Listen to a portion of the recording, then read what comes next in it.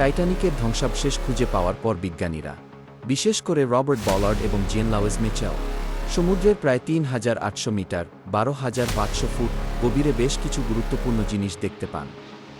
তারা যা দেখতে পেয়েছিলেন, জাহাজের দুটি বড় অংশ, টাইটানিকটি একটানা ডুবে যায়নি।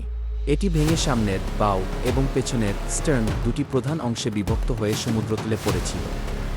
বিস্তীর্ণ ধ্বংসাবশেষের এলাকা ডেব্রেস ফিল্ড দুই অংশে, মাঝখানে প্রায় ৫-৬০০ মিটার জুড়ে হাজার হাজার জিনিস ছড়িয়েছিল।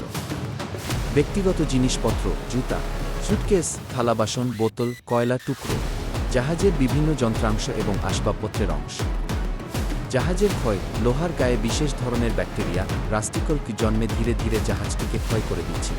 মানুষের কঙ্কাল বা দেহাবশেষ, বিজ্ঞানীরা প্রায় কোনো সম্পূর্ণ মানবদেহ বা কঙ্কাল পাননি। সমুদ্রের পরিবেশে নরম টিস্যু অনেক আগেই নষ্ট হয়ে যায়।